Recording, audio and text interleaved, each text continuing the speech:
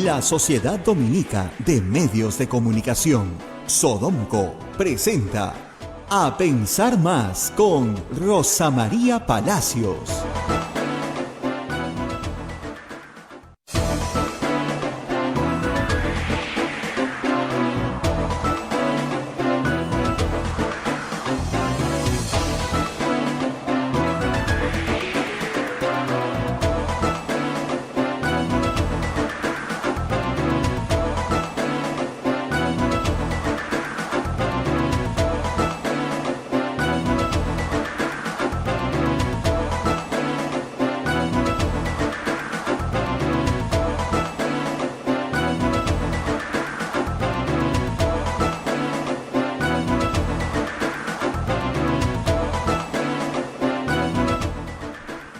Señoras, señores, muy buenos días. Bienvenidos a Pensar Más con Rosa María Palacios a través de las emisoras de la Sociedad Dominica de Medios de Comunicación. Permítanme, antes de saludar a las emisoras, hacerles un anuncio que en estas fiestas patrias 2021 volvieron las salidas confirmadas con Peruvian Travel Service. Salimos 27 y 28 de julio, retornamos el 31 y 1 de agosto. Paquete incluye pasaje aéreo, traslados aeropuerto, hotel aeropuerto, 3 noches, tarjeta de asistencia. Vamos a Iquitos por $219, Cajamarca $259, Tarapoto $275, precios por persona en base a habitación doble. Peruvian Travel Service, 19 años de experiencia a su servicio. El WhatsApp es 988 45 65 35. El teléfono, el 243-3556. La página web, peruviantravelservice.com. Y ahora sí voy a saludar a las emisoras dominicas del Perú. Bien, saludamos a Radio Santa Rosa en Lima, 1500 kilociclos en la amplitud en la AM, en la amplitud modulada en todo el Perú, y 105.1 en la frecuencia modulada al sur de Lima. También a Radio Santo Domingo en Chimbote, Radio San Martín en Arequipa, Radio Cepagua en Ucayali, Radio Quillabamba en La Convención, Radio Madre de Dios en Puerto Maldonado. Estas son las emisoras dominicas del Perú, que de verdad mañana estamos celebrando los dominicos 481 años en nuestra patria. Hace 481 años se creó la provincia San Juan Bautista del Perú, donde pertenecemos toda la familia dominica. En Huánuco, saludamos a Radio Huánuco, Ayacucho, Radio La Voz de Ayacucho, Puno, Radio Pública, Anca, Radio Moro, Huancayo, Radio Cumbre, la Radio del Arzobispado, Satipo, Radio Milenio, Abancay, Radio Estación Solar, Yurimaguas, Radio Oriente, Cajamarca, Radio Los Ángeles, Lampa, Radio San Valentín, Cerro de Pasco, Radioactiva, Guanta, Radio Continental, AM Tagua nos ponen podcast en todo el Perú y el mundo. Además, la página web de Radio Santa Rosa, donde siempre está la información, www.radiosantarosa.com.pe, las plataformas móviles, el Facebook de Radio Santa Rosa, el Facebook de Radio Quillabamba, el canal de YouTube de Radio Santa Rosa y la cuenta de Twitter de Radio Santa Rosa. Estamos llegando a más personas y con mucha alegría les agradecemos su sintonía. Y a esta hora saludamos ya a Rosa María Palacios, que ya está lista también esperándonos para que nos cuente cómo pasó anoche el movimiento sísmico que a todo Lima nos hizo temblar un poco. Rosa María, ¿cómo estás? Muy buenos días. Muy buenos días, amigos, muy buenos días a todos en todo el Perú. Aquí todavía temblando un poquito, ¿no? Un poquito, pero ya más tranquila. Hace unos minutos, apenas a las 7 y tantos de la mañana, hemos tenido otro remesón. Es normal, vamos a tener réplicas probablemente todo el día. El sismo ha sido fuerte, 6.0. Pero vamos primero, antes de que nos olvidemos por el temblor, a, por supuesto, dar cuenta de las menciones de los auspiciadores que nos acompañan todos los días tan amablemente. Vamos a ir, por supuesto, poco a poco, porque todavía estamos temblando, ¿no? Denos la oportunidad de organizarnos, como dice. Tranquilidad. Tremendo susto el de la noche, pero ya más tranquilos. La verdad, gracias a Dios, mucho más tranquilos. Y primero vamos con la Pontificia Universidad Católica del Perú. La Maestría de Gerencia Social de la Pontificia Universidad Católica del Perú te invita a participar de su proceso de admisión 2021. Informes en Facebook, @PUC MGS o mgs-informes@puc.edu.pe o al 99302-8464. Luego continuamos con las obras sociales de las religiosas dominicas de Arequipa. Empezamos con Hotel La Cuesta de Caima, de la Asociación Santa Catalina de Sena, de las Madres del Monasterio de Santa Catalina. Es la mejor opción para tu estadía en Arequipa. Lo recaudado por el hotel sostiene las instituciones de apoyo social de las madres que benefician a niños, niñas, mujeres y adultos mayores en estado de vulnerabilidad. Informes en Facebook e Instagram del Hotel La Cuesta de Caima, Arequipa. Y también Policlínico Ángeles de la Salud ofrece servicios de calidad en salud a precios al alcance de todos. Servicio de rayos X, mamografía, laboratorio de análisis clínico, ecografía, colonoscopía, endoscopía, tópico, farmacia, servicio de ambulancia. Contamos con un staff de médicos de alta calidad y modernas instalaciones con todas las normas de bioseguridad.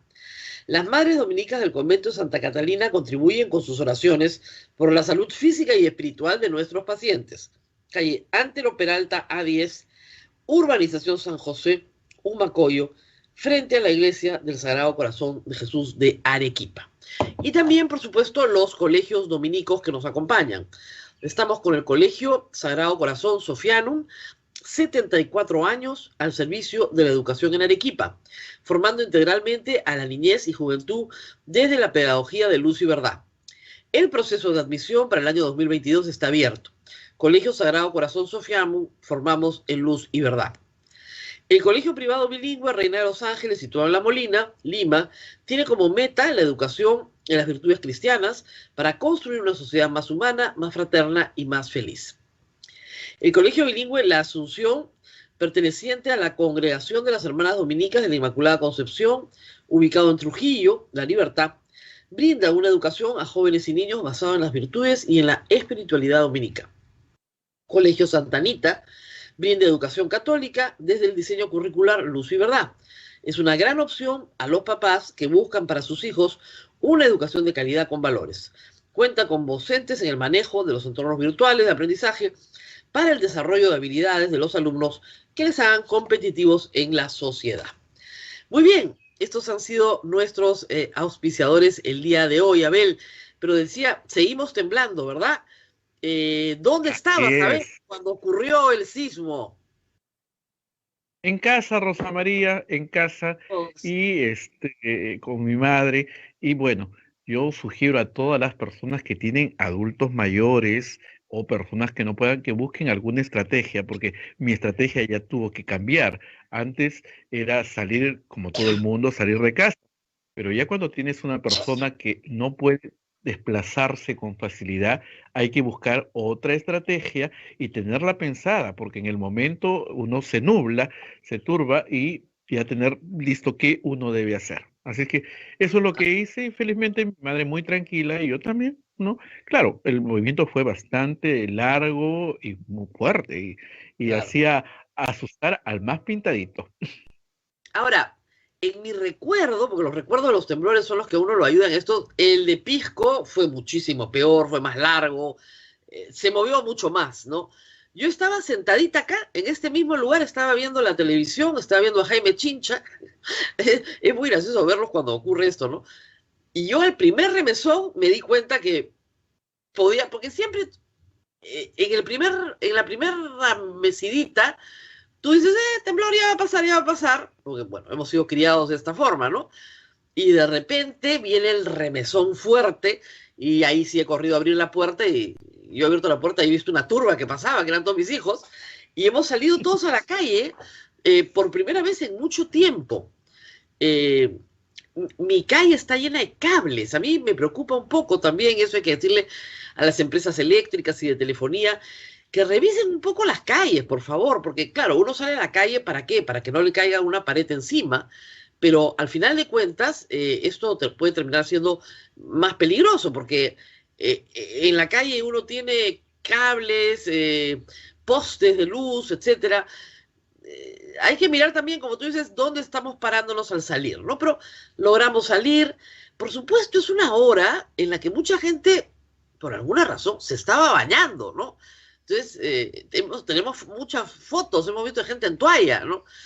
Claro, porque es la hora que, digamos, está casi las 10 de la noche. Como digo, yo estaba todavía viendo a Jaime Chincha, o sea, que eran entre las 9 y las 10, y claro, es la hora en la que te preparas para ir a dormir. Los limeños ya nos hemos acostumbrado por muchos meses a que el toque de queda es a las 9 de la noche, ya es ahora a las 11 de la noche, pero de todas maneras es un momento en que todo el mundo está en su casa, en estos días de pandemia, ¿no? Gracias a Dios no han habido daños graves. Sí hay daños, por supuesto, y daños a consecuencia de, ¿no? La trágica muerte de un menor en Chilca, que tuvo un ataque de epilepsia post evento y que no logró ser controlado. Eso es una tragedia.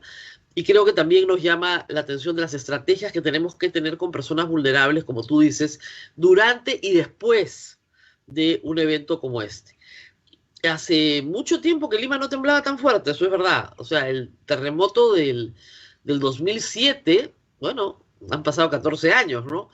Y es posible que los más pequeños no recuerden cómo se movió la Tierra en ese entonces, o que no lo vivieron simplemente porque no habían nacido. Así que también es muy importante insistir con los simulacros. Lamentablemente el año pasado, sin año escolar, y este sin año escolar, no ha permitido que se hagan los simulacros escolares, que son muy buenos, realmente muy buenos. Anoche comentaba con mis hijos, que ya todos están fuera del colegio, todo lo que aprendieron en esos simulacros, y que gracias a esos simulacros pueden actuar con la sensatez de vida, ¿no? Tienes que bajar rápido, pero no correr. Tienes que pararte en un sitio seguro y mirar hacia arriba para ver si el sitio es seguro, ¿no? Si te paras debajo del balcón, el balcón te cae encima, pues entonces no te puedes parar debajo del balcón. Y tienes que saber qué hacer. Contar que estemos todos, ¿no? La primera preocupación siempre es, estamos todos, y salir, ¿no? Eso creo que ayuda mucho y espero que próximamente, me han dicho que tal vez el 29 de junio, que es feriado, se haga un simulacro familiar nocturno, ojalá que sea nocturno, ayuda mucho, porque organiza la familia, y eso es lo que tenemos que aprovechar ahora en la pandemia, que estamos en familia, justamente, el cómo organizarnos. Apenas regresamos, bueno, inmediatamente al Twitter a buscar el tweet del IGP, que resulta tan importante, 5.8 en Mala. Tengo un amigo viviendo en Mala, Pedro Salinas, así que lo sintió fuertísimo, y con el buen humor que lo caracteriza, me dice, se han caído varias cosas, caído, ¿no? Cuadros, libros, pero no voy a recoger nada porque ya vienen las réplicas, entonces mejor lo hago mañana para no trabajar doble. Entonces, eso fue todo lo que él sintió, pero sintió muy fuerte, ¿no? Sobre todo los testimonios de personas que viven frente al mar, en el sur de Lima, sí me dicen todos que ha sido para ellos muy, muy fuerte. Y la posibilidad de un tsunami se descartó muy rápidamente por la Dirección de Hidrografía de la Marina, pero siempre hay que tener cuidado, ¿no? O sea, inmediatamente si uno vive frente a la costa, con un movimiento de 6, hay que inmediatamente evacuar, ¿no? Un ratito, te dicen que no hay tsunami, regresas a tu casa, ¿no? Caminando. Subir, más que salir de la casa, ganar altura, ¿no? Se descartó ese evento, pero rápidamente se nos informó ya a través de todos los medios la caída de piedras en el acantilado de la Costa Verde, también algunas a la altura de Ñaña, donde la carretera se estrecha mucho, pero ya ahora a las 8 de la mañana, mientras estamos conversando, se ha reabierto la Costa Verde, se ha activado una brigada anoche, han recogido todo, y hoy día en la mañana el alcalde de Lima, Jorge Muñoz, que estuvo ahí, explicó una cosa que hay que tener siempre en cuenta. Las mallas de la Costa Verde son un elemento de contención, pero no son de poder infinito. O sea, sirven para contener caídas, ¿no es cierto?, pequeñas de material suelto. Pero cuando viene cuando viene un terremoto, las mallas no van a contener toda la caída de piedras, eso está bastante claro, ¿no? Hay que volver a reforzar, volver a hacer el trabajo, etcétera, y trabajar ahí. Han habido daños en supermercados, en pequeños establecimientos comerciales, en casas en Mala, hemos visto algún problema ahí. Eso ya corresponde a la provincia de Cañete. La provincia de Cañete tiene varios distritos. Uno de sus distritos es justamente la zona de San Antonio Mala. Y hay que tener con esto, como siempre, paciencia, previsión, estar atentos a las indicaciones y esto que te dice tanta gente, mantener la calma, que suena absurdo, ¿no? Porque ¿cómo voy a mantener la calma si mi cuerpo tiembla mucho rato después de que terminó el terremoto? Yo sigo temblando, ¿no? Tengo miedo. Bueno, la calma nos permite reaccionar de una manera inteligente y recordar nuestro entrenamiento.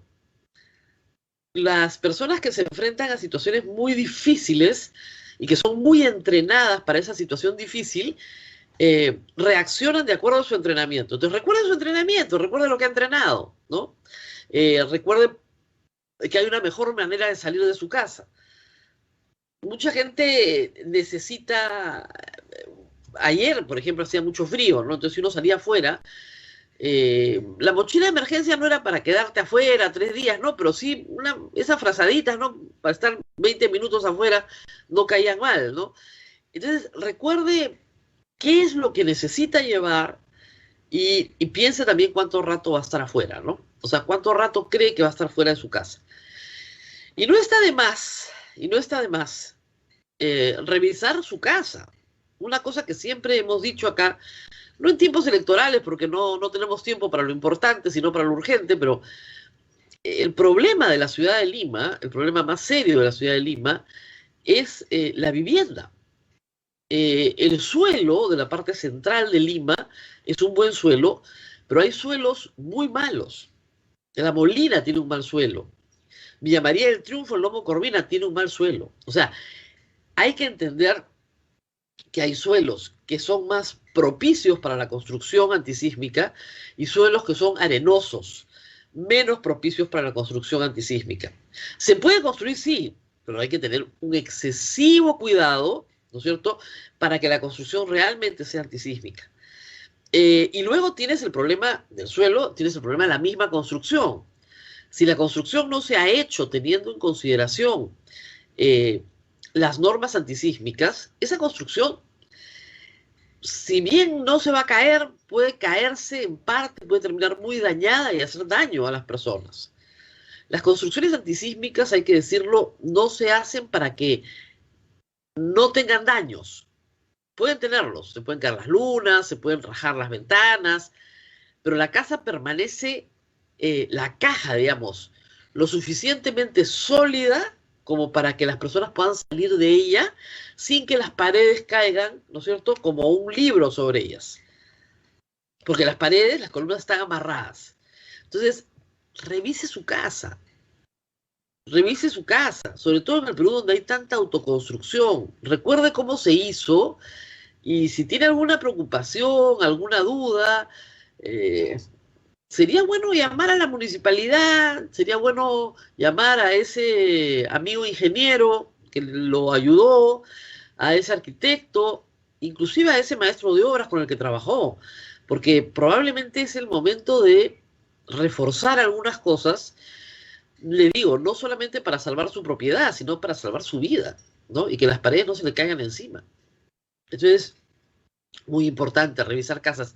Y para la municipalidad, para todas las municipalidades, para la provincial y para las distritales, el reto de trabajar con los vecinos en casas muy antiguas, Rímac, Barranco, Chorrillos, Cercado de Lima, casas que son muy, muy antiguas, donde viven muchas familias, donde hay tuburización y donde se ha construido con quincha, muchas veces, con adobe, y ya hay daños estructurales serios, porque vienen atravesando muchos, ¿no es cierto?, muchos años, sin revisiones pertinentes. Entonces yo creo que hay que también, estos temblores que no causan víctimas fatales masivamente, ni daños tan graves, sí obligan a revisar, ¿no? Hay una fotografía hoy, ha recorrido mucho ayer los medios, que es la de un edificio en la avenida San Felipe, donde efectivamente las juntas, o sea, uno ve una rajadura y que las juntas están sin el tarrajeo, ¿no? Lo que me decía anoche un ingeniero es que lo que ha sucedido en ese caso es que ha funcionado. Es decir, lo que se ha hecho, ¿no es cierto? Ha hecho que en el terremoto, ¿no es cierto?, el daño sea menor para las familias que viven ahí, pero de todas maneras hay que hacer una reparación, ¿no? No se puede quedar como está. Y nada, regresar como siempre a lo básico, y lo básico es conserve la calma, aunque no pueda. Y hoy día vamos a tener réplicas probablemente todo el día, chiquitas, espero. Siempre me dicen que es un mito, pero el mito que tenemos los limeños es que las réplicas siempre son más chicas que el grande. O sea, que el que viene primero es el grande y las réplicas son las chiquitas. Yo cuando era niña me decían, se está acomodando la tierra, pues se está acomodando la tierra, esa era la expresión. Y no lo sé, porque una vez Julio Curubúa me dijo que eso era un mito, que sí podía venir un terremoto mucho peor después del primero, pero creemos eso y nada, hay que actuar en consecuencia. Pero lo bueno es que el primero nos avisa, ¿no? Entonces, como el primero nos avisa, ya después durante el día estamos un poquito más alertas a qué puede pasar. Acá se cayó un cuadro, nada más, y bueno, lo recogimos y lo pusimos. Pero normalmente no se caen, así que fue un poquito más de lo que normalmente es. Hay muchas bromas anoche porque el primer reporte del IGP fue 5.8, pero cuando regresamos ya 20 minutos después era 6.0, entonces decíamos que el primero era a boca de urna y el segundo era el conteo rápido, ¿no? Pero sí, efectivamente el IGP ajustó la cifra y nada, como digo, hay que esperar. Ustedes saben que un incremento no indica, no es un crecimiento aritmético, sino es un crecimiento, no es exponencial, en el sentido de que un punto es 10 veces más. No es un punto más, sino es 10 veces más. Entonces, por eso uno lo siente muchísimo. Uno de 7 o uno de 8 lo sientes 10 veces más o 100 veces más que el anterior. Esa es la fuerza de la Tierra, ¿no? Y esa es la condición en la que vivimos, ojo, mucha gente me dice, pero ¿qué podemos hacer? Estas son esas cosas frente a las cuales no puedes hacer nada. O sea, nada. Esa es la geografía del Perú. Y tenemos que aprender a vivir con esto, pero no podemos evitar que haya terremotos. Tendemos a creer en nuestra soberbia humana que podemos controlarlo todo, y no, hay cosas que la naturaleza hace sin que nosotros podamos controlarlas. Y esta es una de ellas. Tenemos que aceptarla. Tal vez por eso nos da tanto miedo, ¿no? La impotencia de no poder dominar la naturaleza.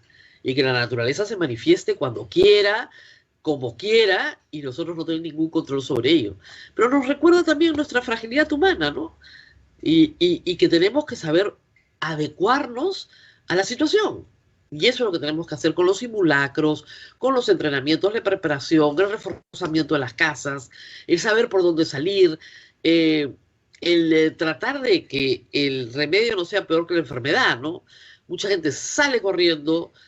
Anoche, por ejemplo, ya mucha gente estaba en la cama o iba a dormir, te paras, sales en medias, no hay nada peor que correr en medias, créanme, porque te resbalas de todas maneras.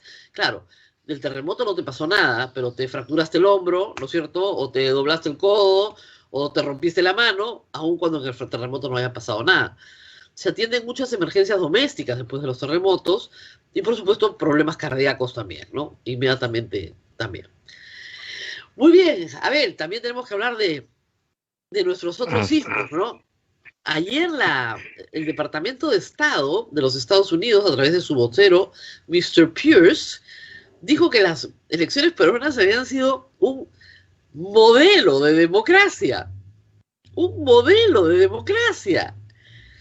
Y Mr. Pierce, no, como yo puse anoche en Twitter, justo un poquito antes del sismo, No es rojo castrista chavista, no es del Foro de Sao Paulo, no es del Movadef, no es terrorista, no es tuco, nada de esas cosas es un funcionario del Departamento de Estado, vocero del Departamento de Estado, que es como decir la Cancillería de los Estados Unidos.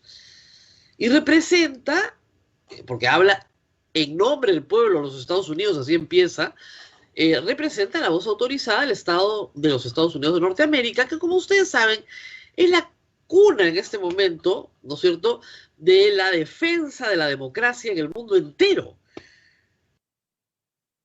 ¿Qué vamos a hacer? Ahora los gringos dicen que nuestras elecciones son modelo de democracia. ¿Y ahora qué hacemos? ¿Qué va a hacer Vladimir Cerrón, que en su diario Programa, ¿no es cierto?, desprecia el imperialismo yanqui? ¿Y qué va a hacer Keiko Fujimori, ¿no es cierto?, educada en los Estados Unidos, admiradora de la democracia de los Estados Unidos, propulsora de una excelente relación con los Estados Unidos? ¿Qué va a decir ahora? Los Estados Unidos dicen que aquí no hubo trampa, que aquí no hubo fraude, que aquí todo está bien. ¿Acaso los Estados Unidos promocionan rojos en el mundo? ¿Qué está pasando? Ah, no, pues es que Biden es comunista, pues eso es lo que pasa. Biden es comunista, es lo único que nos faltaba. Y bueno, lo que tenemos al final del día es que este famoso fraude de Keiko Fujimori se va desinflando por todas partes. No hay forma de encontrar un suplantado. Yo sigo preguntando que alguien venga y nos diga, miren, no, yo, fulano, mengano, todos nosotros somos de distintas mesas, en distintos locales de votación.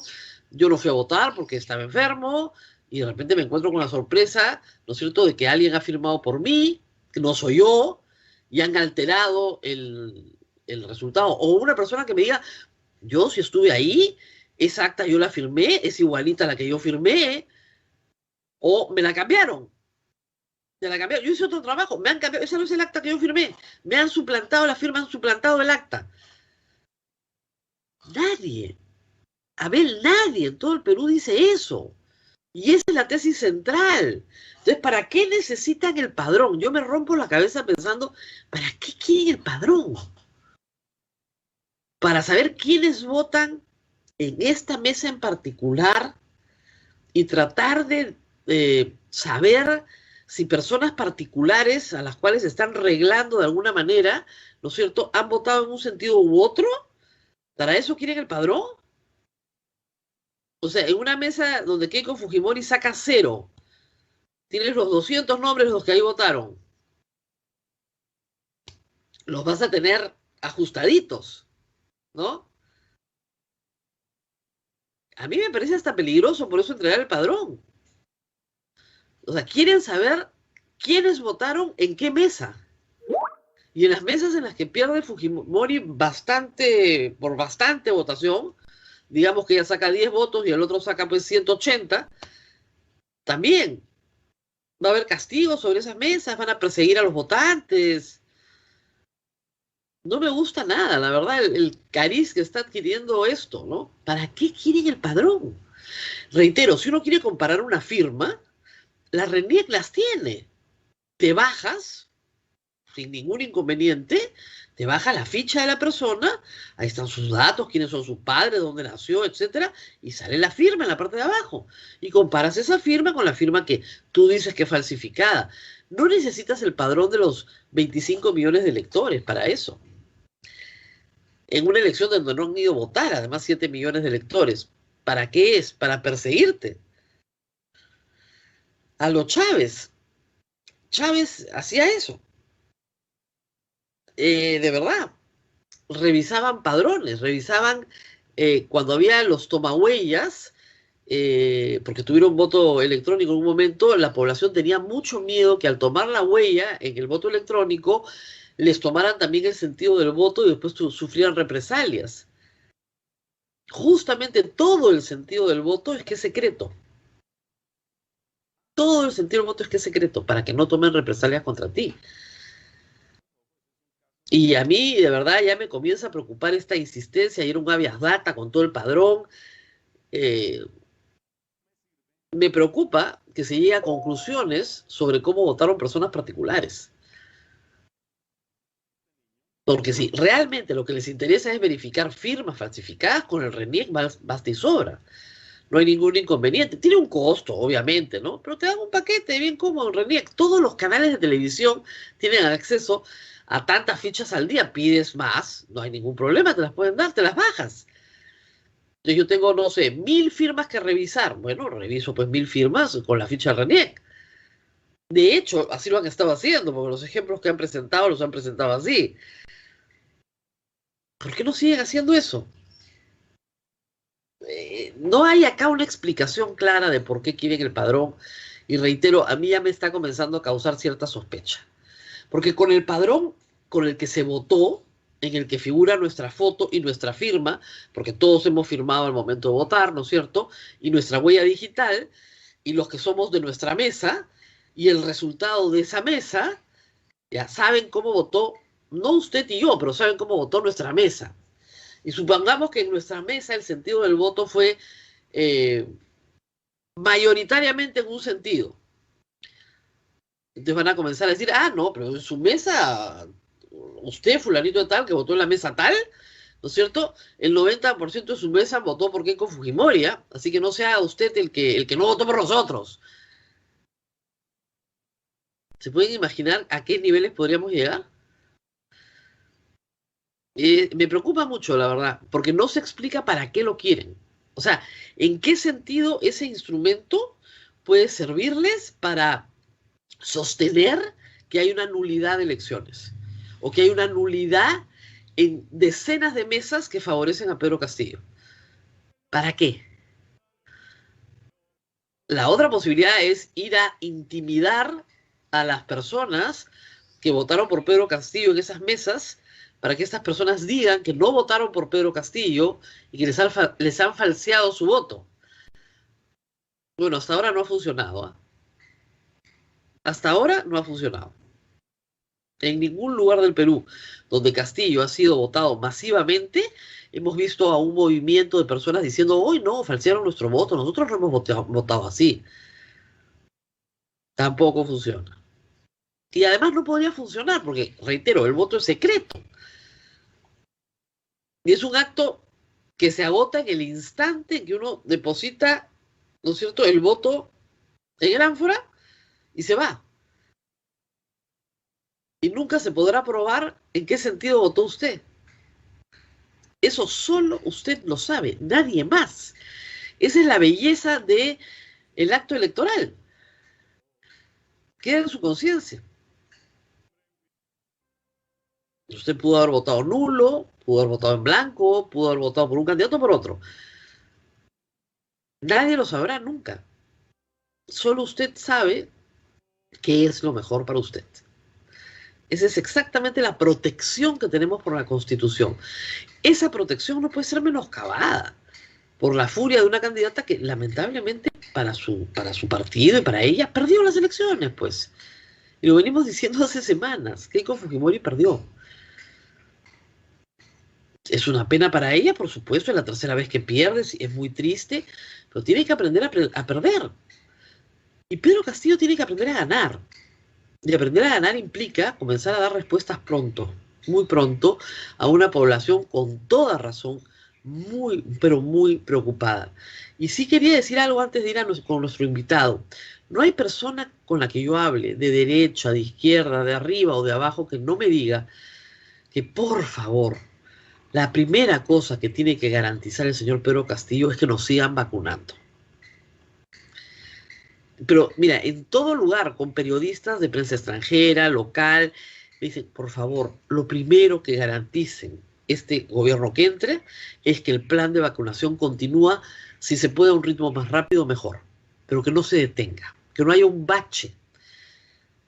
Y contándote, Abel, que ya salió ya estaba en el padrón de vacunación, me toca este domingo, me toca vacunarme.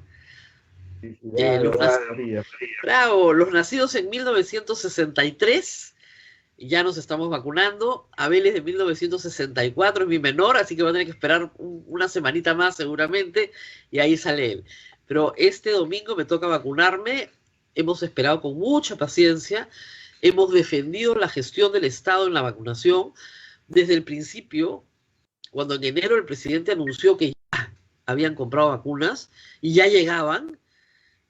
Bueno, fue una emoción muy grande, ¿no? Nunca pensé que en 6 meses me iban a vacunar, pero me alegro muchísimo de que así sea.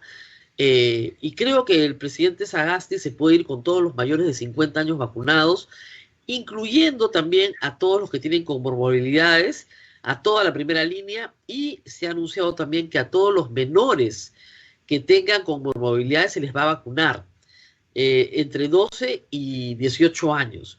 Y eso es una magnífica noticia para todos los niños diabéticos, por ejemplo, en el Perú, cuyos padres han estado muy preocupados durante estos meses, ya se pueden vacunar. Y esto es una, como repito, una gran noticia para niños que tienen enfermedades raras también, cuyos padres han estado en todo momento muy, muy, muy preocupados. Así que yo creo que el presidente Sagasti hoy, que tiene 51% de aprobación, que no tenía 51% de aprobación ni nada por el estilo, se concentró en una sola cosa: que hayan elecciones limpias y vacunarlos. Pero sobre todo en el caso de él, lo primero, por ejecución, vacunar. Vacunar, vacunar, vacunar. Y utilizó la experiencia, que es magnífica, del sistema de salud peruano en vacunar.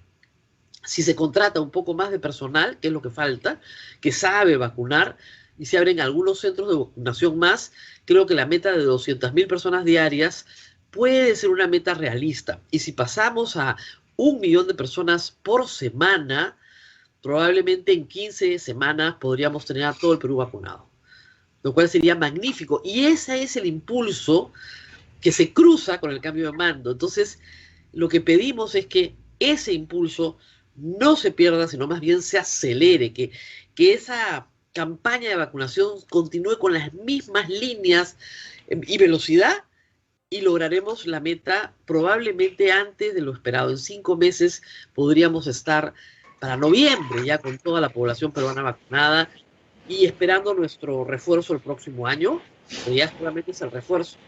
Y eso ustedes verán ya las cifras, sobre todo en mayores de 70 años, cómo ha descendido la mortalidad, que es impresionante, y cómo va a seguir descendiendo, y cómo nos va a defender con tanta fortaleza de una tercera ola que vendría probablemente en agosto. Estamos en el descenso hacia el valle, digamos, de la pausa epidemiológica, como nos dicen los expertos.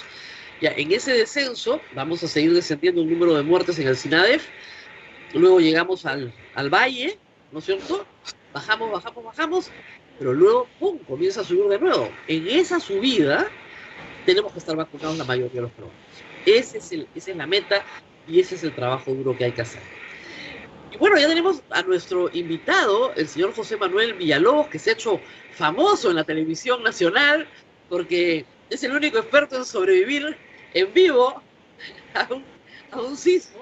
Estuvo anoche con Albina Ruiz en el canal N. Vamos a hacer una pausa y regresamos con él, por supuesto, primero para contarles su experiencia. Volvemos en un instante.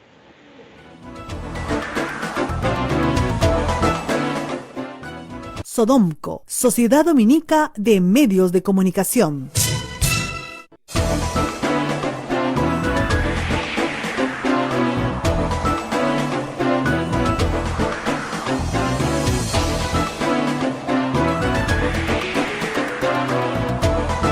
Vamos al aire, doctor Rosa María, vamos al aire. Continuamos con A Pensar Más a través de las emisoras de la Sociedad Dominica de Medios de Comunicación. En Lima nos escuchan por Radio Santa Rosa, Chimbote nos está escuchando por Radio Santo Domingo, Arequipa Radio San Martín, Ucayali Radio Cepagua, La Convención Radio Quillabamba, Puerto Maldonado Radio Madre de Dios. También nos escuchan en Huánuco por Radio Huánuco, Ayacucho Radio La Voz de Ayacucho, Puno Radio Pública, Ancash Radio Moro, Huancayo Radio Cumbre, Satipo nos escucha por Radio Milenio, Abancay Radio Estación Solar, Yunimagua Radio Oriente, Cajamarca Radio Los Ángeles, Lampa Radio San Valentín, Cerro de Pasco Radio Activa, Huanta Radio Continental, AM Tagua nos pone en podcast en todo el Perú y el mundo, y también las plataformas móviles, el Facebook, señal en vivo de Radio Santa Rosa, Radio Quillabamba también, el canal de YouTube de Radio Santa Rosa, y también el Twitter y todas las plataformas móviles que están a su disposición. Rosa María, por favor, adelante. Bueno, muy bien, sí decía que nuestro invitado hoy anoche estaba el doctor José Manuel Villalobos con Albina Ruiz en una entrevista muy tranquila en Canal N, y de repente nos agarró el sismo y ha salido usted en todos los noticieros casi del mundo, creo yo, porque ha sido... Ahora, hay que admirar su tranquilidad y su ecuanimidad porque no se movió. Me contaba usted que está en un cuarto piso en este momento. José María, buenos días, un saludo a todos a tus seguidores. Una experiencia muy terrible. No sabía si pararme o quedarme porque veía que estaba en vivo todavía. A mí en realidad los temblores por lo general no me causan mayor pánico, pero tengo a mi hermano en el tercer piso que estaba desesperado y me llamaba.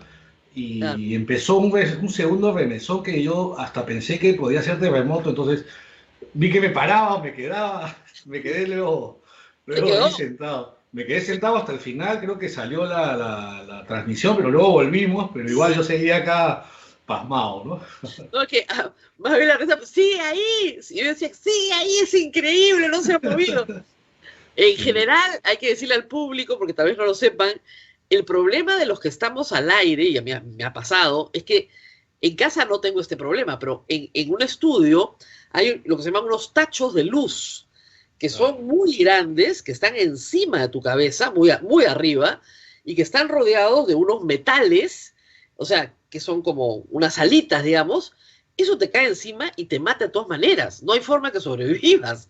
Entonces, el problema, y eso está colgado normalmente en una parrilla de metal, y comienzan a temblar los tachos muy fuerte, porque están sueltos en esa parrilla, y si no están bien ajustados, simple y llanamente, ¡pum!, te cae encima. Entonces, claro, en realidad la tendencia natural de quien está al aire es pararse y salir, pero por otro lado, tampoco vas a abandonar al público, ¿no? Entonces, ese es el deber y el miedo, y normalmente te quedas porque tienes fe en que los técnicos hayan ajustado bien los tachos y nada.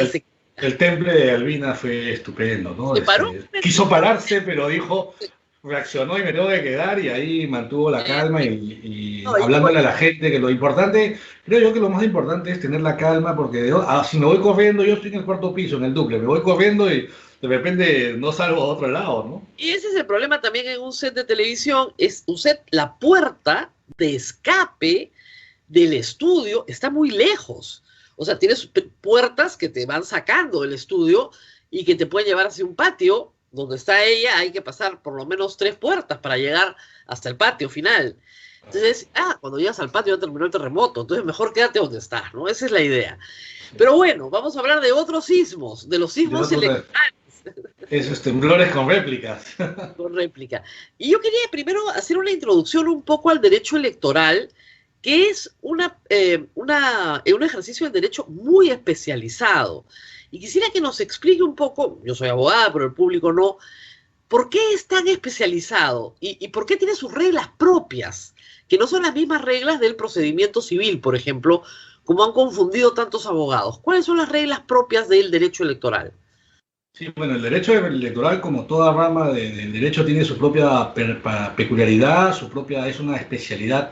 Si bien es cierto, se desprende del derecho constitucional, donde se reconoce el derecho al sufragio, que es activo o pasivo, elegir o ser elegido, por la naturaleza del proceso electoral que tiene pues un cronograma, plazos, la naturaleza de este procedimiento contencioso, ya hablamos del contencioso electoral, es que debe ser célere, ¿no? Es célere, es preclusivo, pasas una etapa y no puedes volver atrás. Esa es básicamente la diferencia con el proceso civil o el procedimiento administrativo, que muchos confunden. Por ejemplo, en el procedimiento electoral que estamos ahora de las nulidades, no se puede hacer una audiencia de pruebas como yo podría hacer en una audiencia única o una audiencia de pruebas del proceso civil, digamos. El juez electoral no tiene estación probatoria y solo resuelve con las pruebas que están en el momento. No puede él disponer de oficio, que una prueba que pueda demorar más del plazo que tiene para resolver. Por ejemplo, en las nulidades la ley te da 3 días para resolver. Claro. Pues imagínate que tú abras ese plazo, ya estarías rompiendo el plazo, ¿no? Claro. Y además hay que entender que no se actúan pruebas porque la Constitución señala que el juez resuelve con criterio de conciencia y con arreglo a ley. Así es. Punto. Eso, Así es. no hay una actividad probatoria por parte del abogado que litiga ante la autoridad electoral. Lo O que sea, la adjunta parte, solo lo que presenta es la prueba, pero luego de eso que pueda ofrecer o pedir que de oficio se actúen, que haya una audiencia, que se haga una inspección ocular, que se llame a testigos, eso es esa actividad probatoria que se realiza en un proceso civil que tiene esas partes, pero este proceso electoral por su especialidad, por su rapidez e inmediatez, no lo permite. Claro, porque el fin de este proceso es proclamar un resultado que ponga fin al conflicto electoral. Entonces, la finalidad del proceso es componer una situación de conflicto social, ¿ok? Y por eso lo tiene que hacer rápido, pero tiene que ser justo, evidentemente. Sí, claro. ¿Cómo se alcanza, entonces, cómo se alcanza la justicia en el derecho electoral? Algunos dirán, pero eso es sumamente injusto, doctor. Bueno, definitivamente hay situaciones en las que el juez electoral, por estos plazos, no puede, pues, además que cuando tú administras justicia, Rosa María, nunca vas a contentar a todos, ¿no? Siempre cuando se administra cuando se resuelve un litigio, hay dos o más partes y siempre hay una o más partes vencidas, digamos, o que van a quedar descontentas. Entonces jamás el juez ni el electoral va a poder, pues, lograr la paz social, la justicia, y la idea es que el fallo que emita se ajuste a derecho, ¿no? Se ajuste a derecho a la Constitución y que sea imparcial. De ahí, si es que hay quienes lo critican, están en su derecho de criticar el fallo, digamos, podrán buscar otras instancias. Lamentablemente en el ámbito electoral la instancia muere con el jurado, te podrás ir en amparo, pero ya saben que el amparo solo es para que se pueda reconocer digamos, el agravio, pero no va a haber la forma de repararlo en el sentido de que no se va a retrotraer los hechos a donde se causó el daño, es decir, ya va a haber precluido, y me imagino que ahí se podría aplicar una sanción a los infractores, digamos, a la autoridad electoral si es que infringió las normas, pero más allá de eso, no. Claro, el punto es que también la otra característica del proceso electoral es que el Jurado Nacional de Elecciones resuelve en última y definitiva instancia y contra sus recursos no cabe apelación ni recurso alguno. Esa es norma constitucional. Entonces, yo puedo poner un amparo, sí, contra mi derecho al sufragio, contra mi derecho a la participación política. Eso sí puedo lograrlo. Sí, si se afectó el debido proceso dentro del procedimiento que el jurado resuelve, pero sobre el fondo, en realidad, quien debe resolver si es nula la elección o no es el jurado. El Tribunal Constitucional lo único que podría pronunciarse es si en ese procedimiento de declarar la nulidad o no, el jurado respetó todos los principios del debido proceso, el debido a la defensa, la motivación de su resolución, etcétera, ¿no? Ahora, para este caso, una de las partes pide que se le entregue el padrón con el que se votó. Es decir, cuando yo voy a votar, ¿no es cierto? Pongo mi voto en el ánfora y los miembros de mesa me hacen firmar un padrón donde se coloca mi huella digital. Sí. ¿Para qué podrían requerir ese padrón si A, ya venció el plazo para presentar nulidades, largamente, y B, no hay actuación de pruebas? ¿Para qué podrían querer el padrón? Sí, eso es un tema que he estado analizando porque yo tampoco logro entender qué es lo que se busca. Primero, diferenciar que el padrón electoral es la relación de todos los electores, los 25 millones, tienen nuestros datos, dirección, foto, nombre, DNI, pero lo que están pidiendo en realidad es la lista de electores, así se llama, o sea, es un documento distinto al padrón, nace del padrón, pero es una lista de electores por cada mesa. Había en cada lista unos 300 y el campo adicional es que tiene la firma y la huella digital. No viene con esa huella, sino ya nosotros la pusimos al votar. Eso se dice que es un dato sensible y que por la ley de protección de datos personales no podría entregarse. ¿Para qué lo necesitaría? En este momento, en realidad, para pedir las nulidades ya no puede porque ya venció el plazo y en ese momento se presentaron las pruebas. Para resolver las actas observadas, tampoco ya se puede porque el Jurado Nacional ya terminó de resolver todas las actas observadas hasta en apelación y en las apelaciones Fuerza Popular pidió esa lista de electores y el jurado señaló que no lo iba a pedir porque no era un documento que la ley exigía para resolver las actas observadas. Pienso que de repente lo quieren para verificar las firmas de los votantes y ver pues si ahí también existen estas supuestas falsificaciones de firmas. En redes he leído algo ya muy inverosímil, pero piensan que los muertos han votado, entonces hay que ver ahí si alguien votó por el muerto. Es decir, entiendo que de repente Pero con es- esta lista de electores podrían claro, pedir más cosas. claro, pero esa etapa ya procluyó. O sea, Sí, procesar no va a lograr absolutamente nada.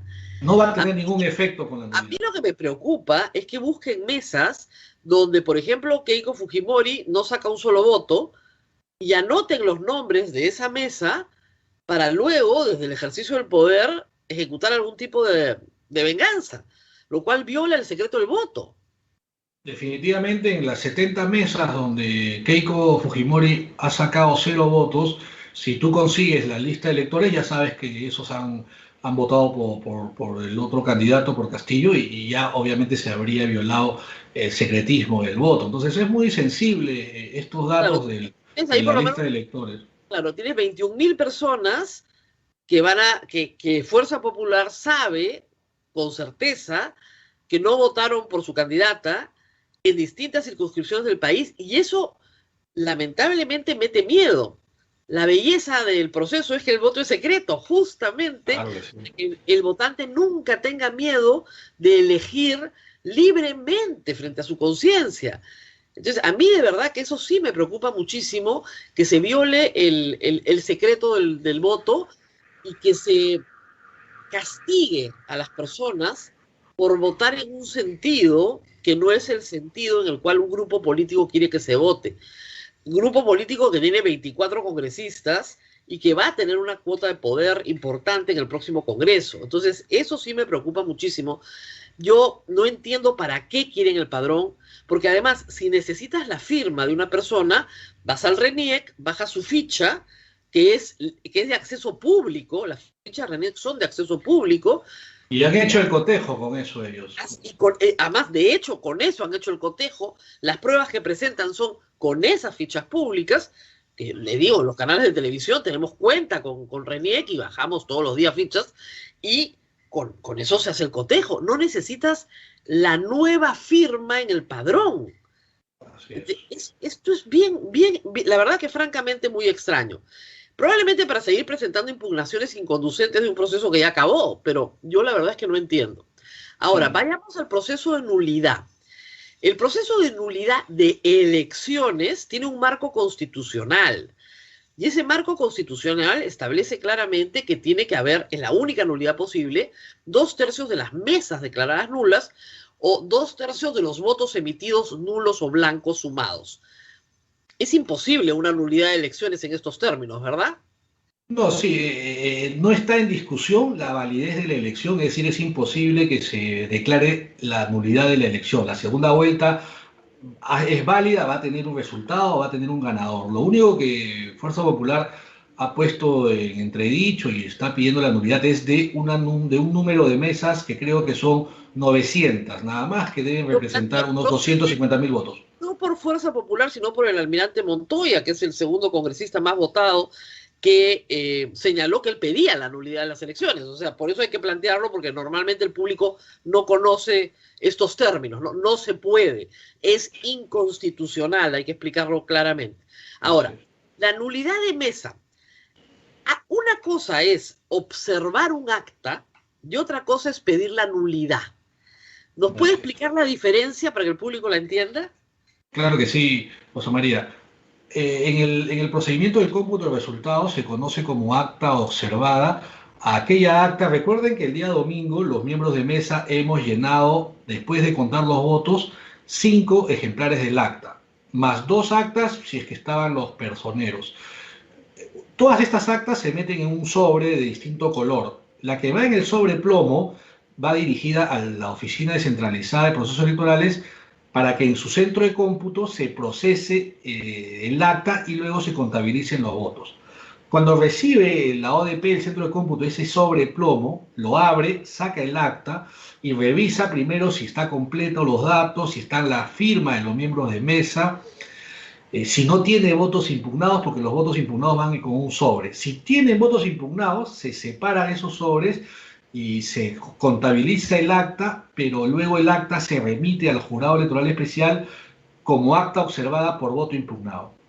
También aquellas actas que no tienen firmas, o les falta una firma, es observada por voto, por falta de firma. Luego, las actas que el digitador empieza a digitar, pero el sistema arroja inconsistencia en la aritmética, los votos consignados por cada partido, blancos y nulos, no suma el total que han dado, ahí hay un error material.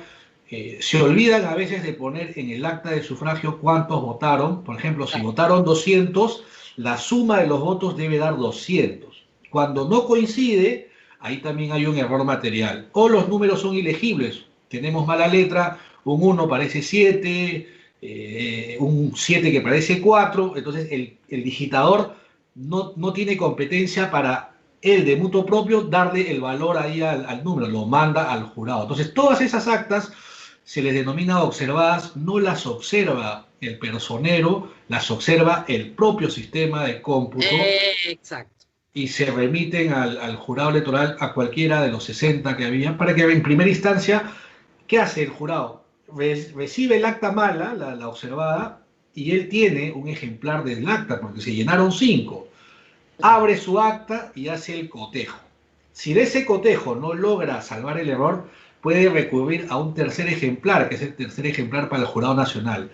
Y con esos 3 ejemplares se puede salvar el acta, pero hay algunas reglas que impiden ya que el acta se salve cuando del cotejo no se puede y se sigue manteniendo en el acta que hay más votos que votantes, se anula. Es decir, si dicen que votaron 200, pero la suma da 201 a más, se anula la mesa. Se anula toda la mesa.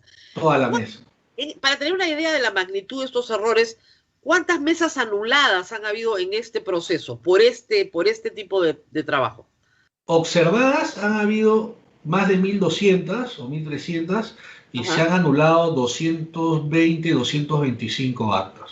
Nada más. Que de 86.000 parece ser lo natural, porque somos humanos, cometemos errores, a veces nos sumamos, etcétera, que 200 mesas a nivel nacional, bueno, la gente se equivoca, pues, y no hay forma de establecer, como usted dice, la verdad electoral, entonces se tiene que anular la mesa, lamentablemente. Y la ley no te permite, por ejemplo, recurrir a ese famoso listado de electores para determinar ahí cuántos votaron, porque además ya la cadena de custodia de esa lista de electores no está garantizada, porque no es como el acta electoral que entra en un sobre, está lacrado, está custodiado y se remite a la ODP, sino el lista de electores se metió en una caja y en este momento no sabemos ya si esa lista de electores puede haber sufrido una alteración o si sigue en la caja. Entonces, por lo menos legalmente sería imposible utilizar esa lista de electores. Lo que sí es verdad que si la elección hubiera sido mucho más apretada, digamos que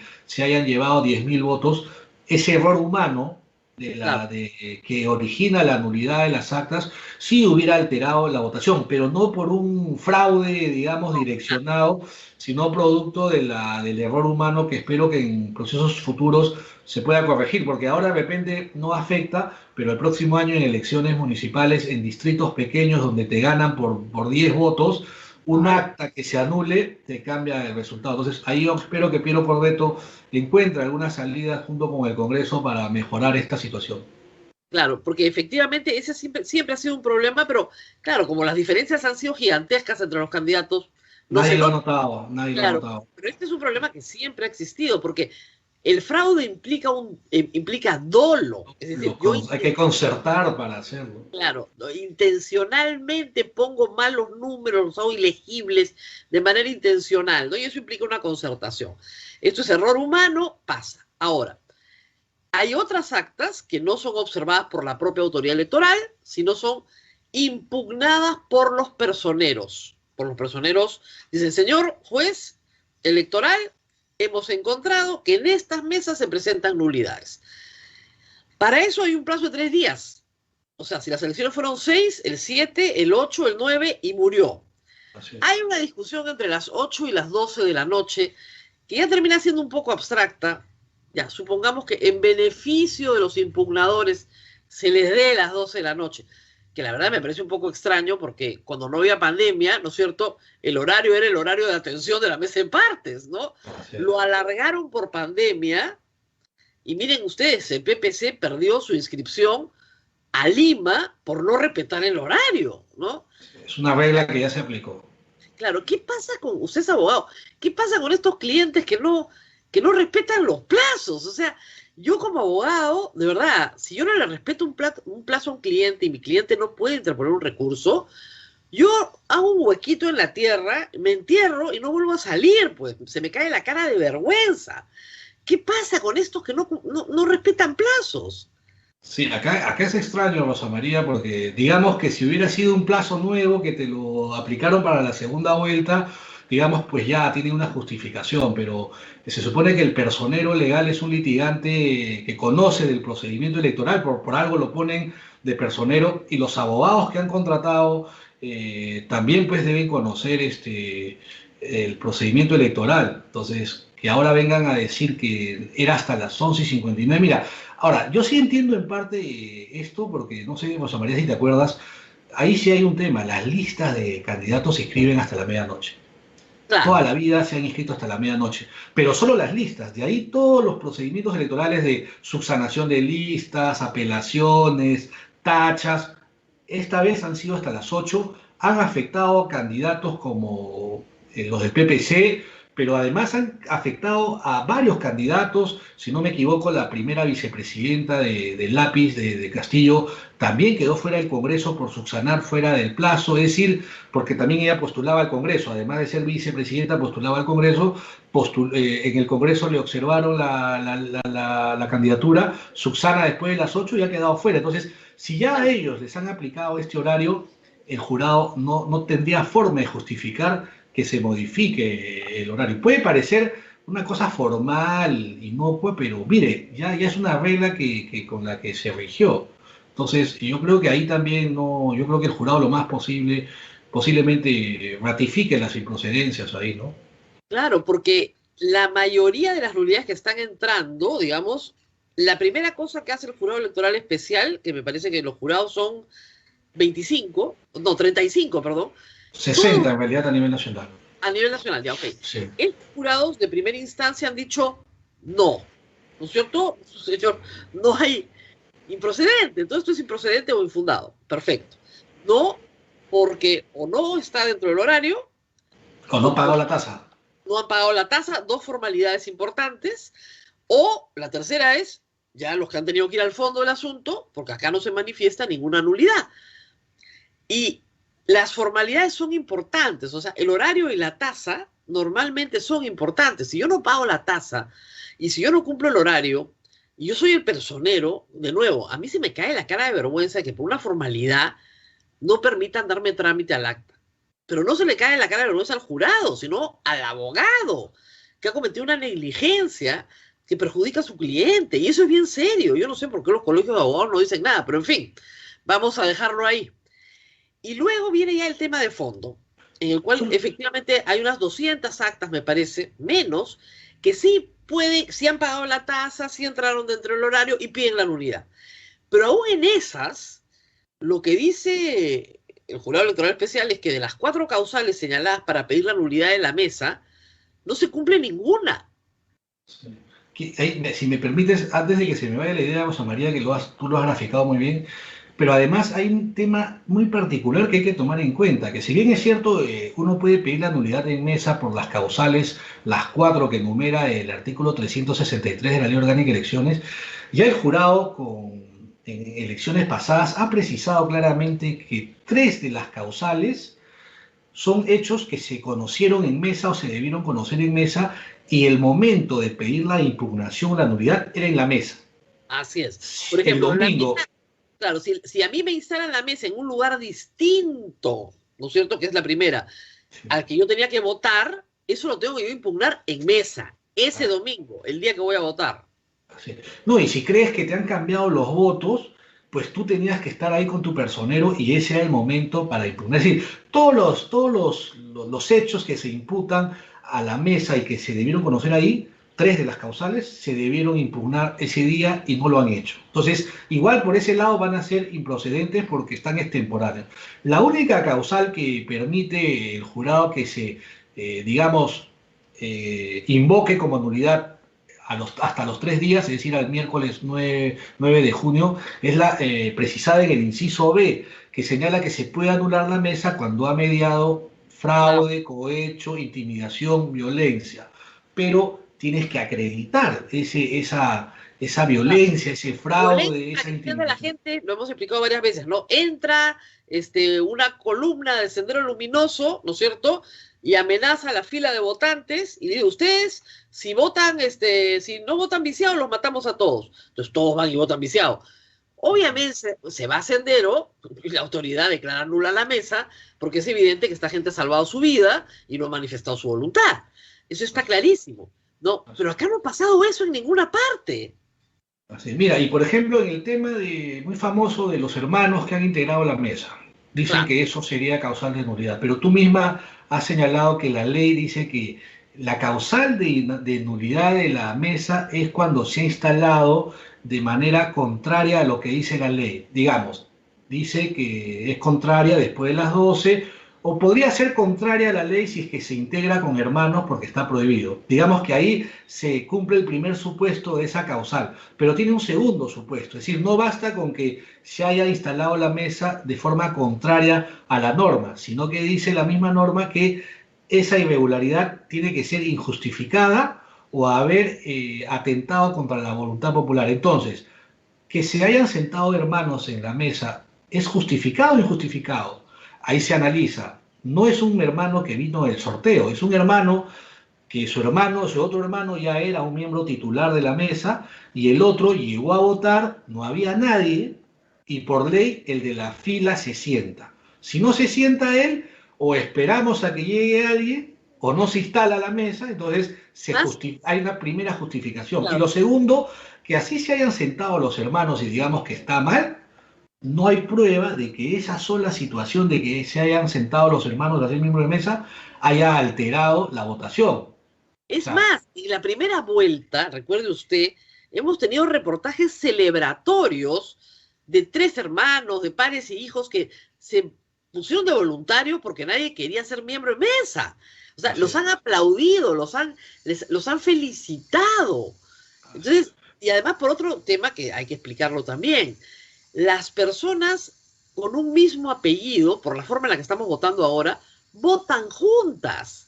Sí. O sea, si yo me apellido igual que mis hijos, lo más probable es que yo vote con mis hijos en la misma mesa. Yo era Entonces, miembro de mesa, yo era secretario de la mesa y mi claro, hermana votó en mi mesa. Mi lógico, mesa se instaló con un ciudadano de la fila que llegó, una chica. Pero ¿qué pasaba si mi hermana era la primera que llegaba? claro, Si hubiera podido sentar, yo no le hubiera dicho, oye, eres mi hermana y no puedes, ¿no? Porque ella ya estaba ahí y nosotros necesitamos instalar porque también podía venir gente que quiera votar, ¿no? así es.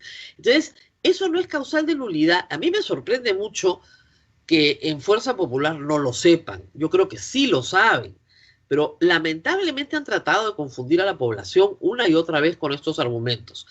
¿Cuál es su prognosis? ¿Qué cree que va a declarar el Jurado Nacional de Elecciones de todo este corpus que ha subido? ¿Todo ha subido con nulidad? Perdón, ¿todo ha subido improcedente o infundado? Todo. Sí, no, yo no quiero adelantarme a lo que va a decir el jurado, que el jurado sea el que diga. Lo que sí puedo decir es que los estándares probatorios para declarar nulidad son muy altos. No advierto que en los documentos que se está discutiendo se acredite una nulidad inmensa. Creo que una cosa es lo que querramos, digamos, que hubiera pasado, pero la responsabilidad como analista, digamos, me obliga a decir las cosas de manera objetiva, ¿no?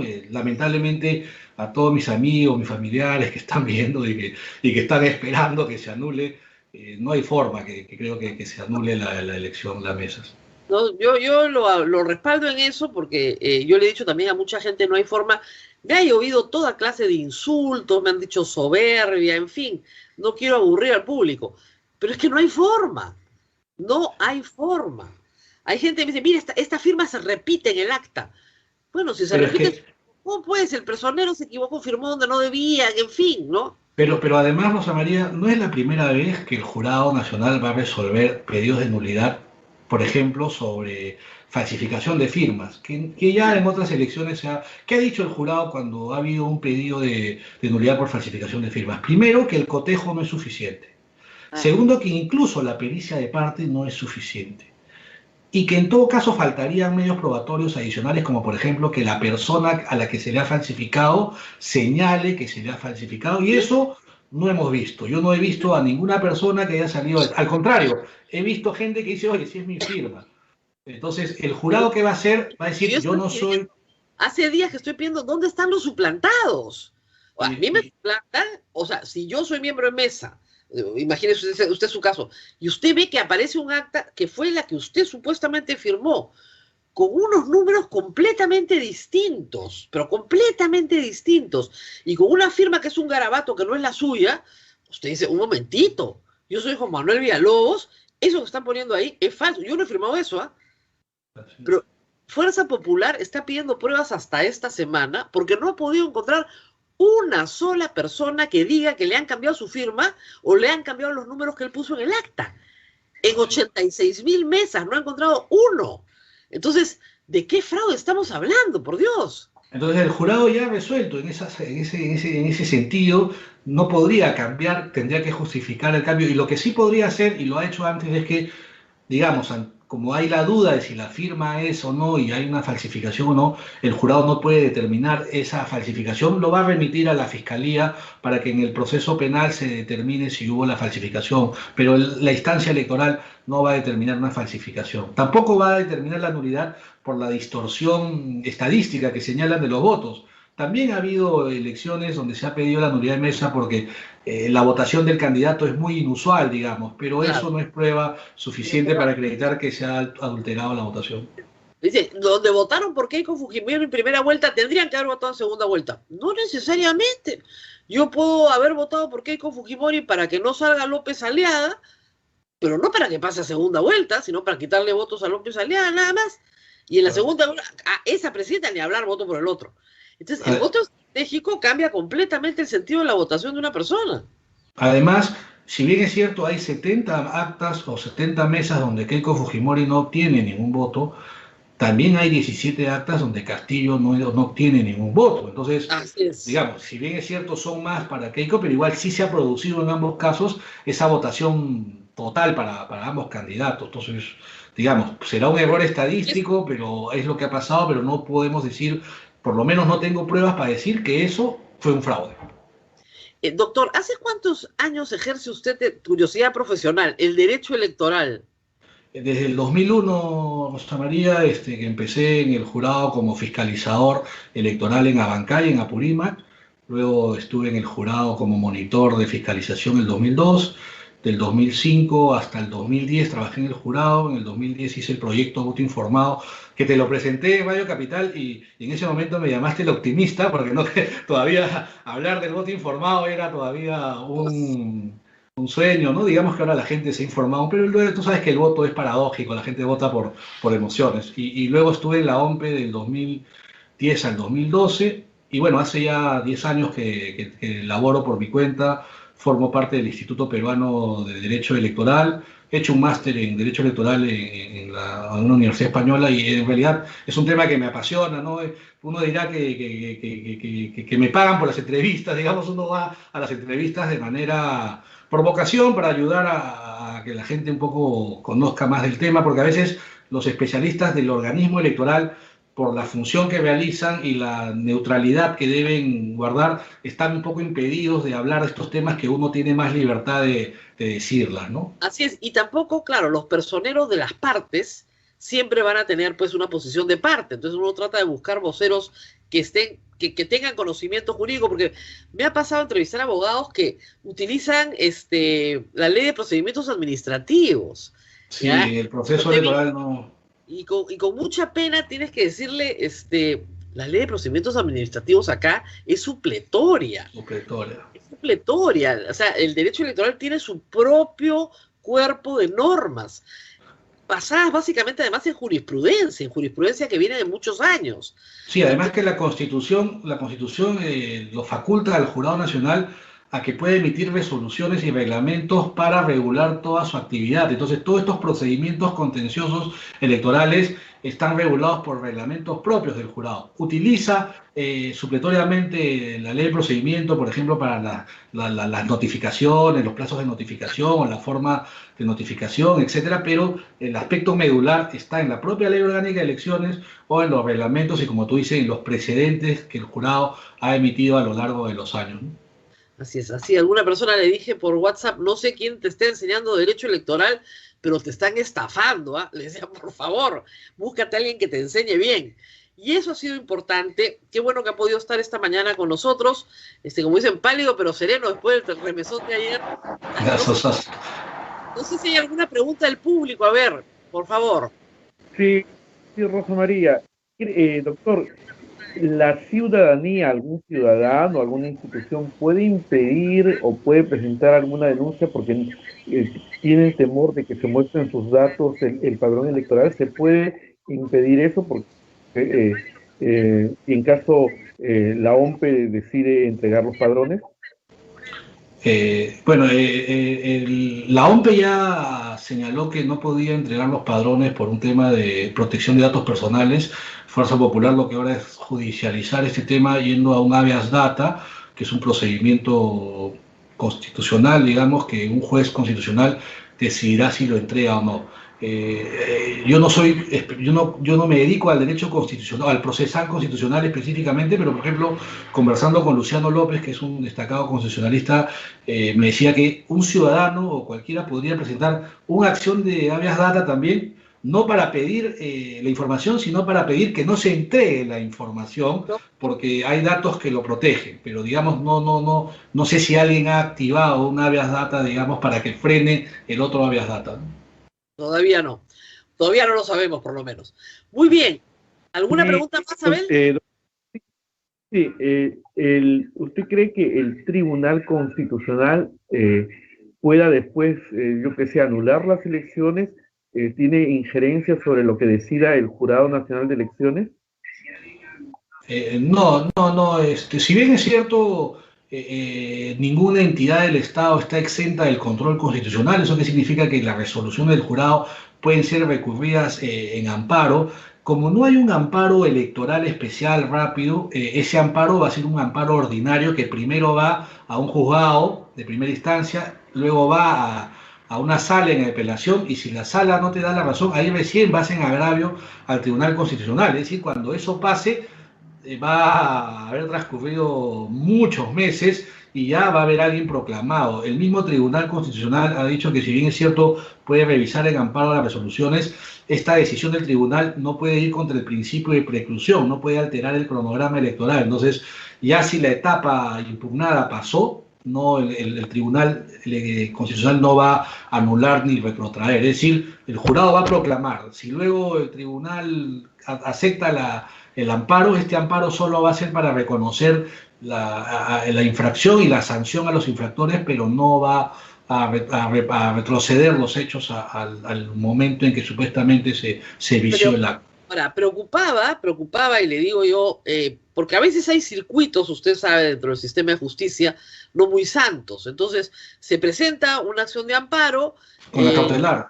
Con la cautelar, te la deniegan de plano, pero la cautelar o sea, digamos, te dan la cautelar, la otra parte apela a la cautelar, tú subes en la apelación, supongamos que la pierdes, y llegas al Tribunal Constitucional por la cautelar. Y el Tribunal Constitucional, reformado por un Congreso que quiere elegir a toda velocidad, aunque sea a 2, ¿no es cierto?, ampara la cautelar. Sí, eso ya sería como que un golpe de Estado, ¿no? Salirse del cauce constitucional. Pero explíqueselo al público que no es abogado. Para los abogados entendemos claramente que es un golpe de Estado. Sería una leguleyada, ¿no? Yo lo sé, pero explíqueselo al público. Ese es el problema para mí muchas veces. Cuando uno trata de explicar estas cosas, el público se pierde y piensa que todos los abogados son unos mentirosos y que son unos enredados y que ganó Keiko, pues, ya, listo. Entonces uno trata de explicar estas cosas y lo único que recibe son insultos, pero lamentablemente a esa situación nos exponen lamentablemente nuestros políticos el día de hoy. Yo espero que no suceda, yo espero que no concedan ninguna cautelar, yo espero que rechacen todo de plano y liminarmente vayan rechazando estas acciones y como usted dice, que no se evite la proclamación del candidato o que no se evite sobre todo su juramentación el próximo 28 de julio. Bueno, muy bien. Muchísimas gracias a José Manuel Villalobos. Ha demostrado ser un hombre que no le teme a los terremotos, lo cual pocas personas pueden poner en su currículum comprobada, con pruebas plenas, ¿no? Con transmisión en vivo en medio de un terremoto. Muy bien. Gracias, Rosa María. Ha sido un gusto volver a estar contigo en un programa. Hasta luego. Muy bien, muy bien. Y a ver, nosotros terminamos por hoy, son las 9:21, nos tenemos que ir despidiendo. A todos estar atentos a las réplicas nada más y con calma, con tranquilidad. Sigan el ejemplo del doctor, con calma, con tranquilidad, no se muevan, ¿no? Pónganse a salvo nada más, que no les caiga nada sobre la cabeza y aguardarse con calma, que ya pronto tendremos también los resultados. Listo, Abel, nos tenemos que despedir. Vamos hasta mañana, pero algunas preguntas se las dejo para mañana, así que cuídense mucho, chao, chao, nos vemos.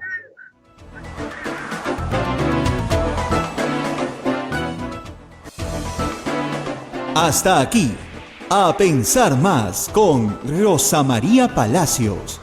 Este programa fue producido por la Sociedad Dominica de Medios de Comunicación, Sodomco.